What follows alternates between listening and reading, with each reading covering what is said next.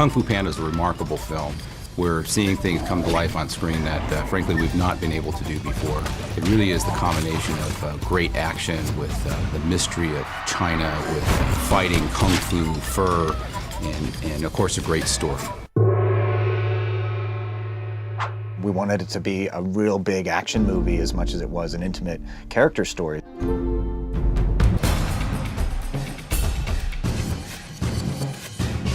Plus we have characters with fur, and they wear clothing, and those are both very complicated. And in most movies you get to choose one of those two things.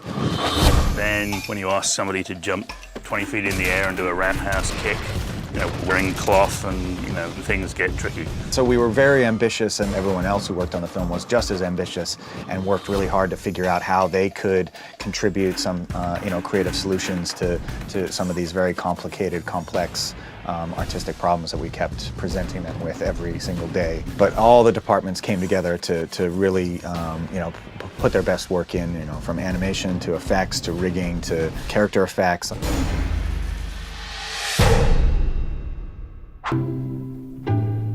We found very early on that the rigs, which sort of is the internal skeleton of the character, they wouldn't hold up to the physicality of Kung Fu.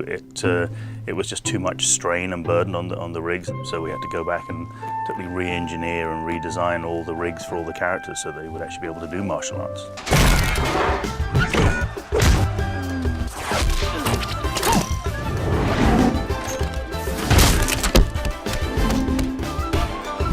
This shot was one that really showed off what you guys were doing with the rig for Viper. It's very important for Viper to be able to twist in ways that should be impossible, and also to have all the breaking points in their shape. It was important for all the Kung Fu to be visible and recognizable.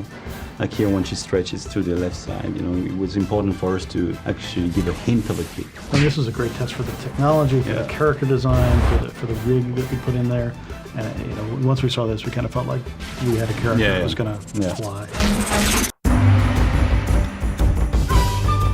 Overall, I think the coolest thing that you achieved with the surfacing was you maintained the intent of the design. The idea to keep it believable was to actually make them almost more like plush toys. Teddy bears getting in kung fu fights, which I think is the great contrast in the film, that you've got this soft feel and then you've got the hard impact of kung fu.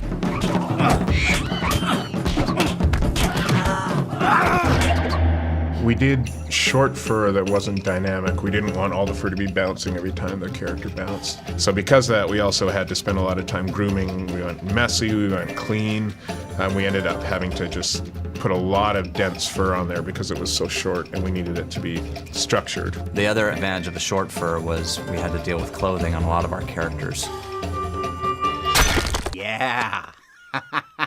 Excellent. We knew we had furry characters with clothing, and we had to figure out a way to use computing power to solve that, to make this movie possible. Smoosh is our technology for fur to clothing contact. Smoosh allows us to slide the clothing over the surface and for the fur to actually move and be pushed down in the areas where it is, and then it springs up as the clothing releases it. Once we had that kind of look, we can then customize it in terms of how much the fur lays down, how fast it springs back to really get that kind of naturalistic look. An important part of this was automating it, because when you have 1,500 shots, several characters, maybe even crowds that all use this technology, it needed to be something that we could use as an artistic tool, but also use it as a computing tool. We wanted a system whereby a lot of the stuff would go through automatically so that we could really concentrate on the action moments.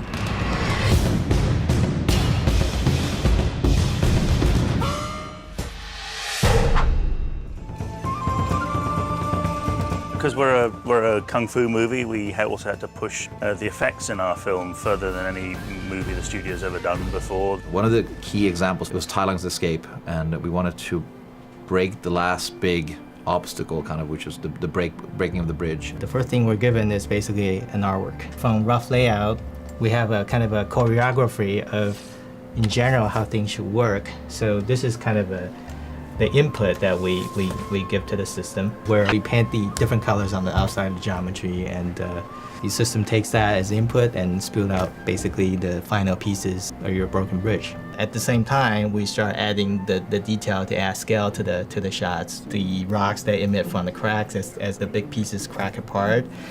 Stuff that exploded from the seating that's falling down. It's important for us to really sell the scale and make it believable. It's a marriage between really art direction and technology, which I think exemplifies to some extent how we approach movie making.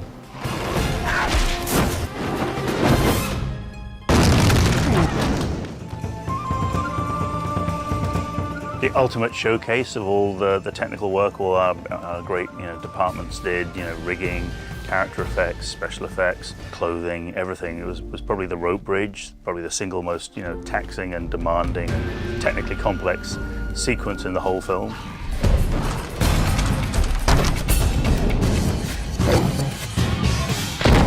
There wasn't a single department that was confident about, oh yes, I've done that before. We had breakage, we had water, we had sort of just kung fu destruction, we had impacts on the characters, we had all sorts of crazy stuff that no other movie that DreamWorks has ever done, and it's one of the things we're most proud of in the movie. Because all we really want people to do is to be involved in the story of, the Furious Five fighting Tai Lung and get caught up in the fight, and hopefully all of that other stuff, even though it required thousands of man hours to get right, hopefully all of that just goes away and you just get lost in the story.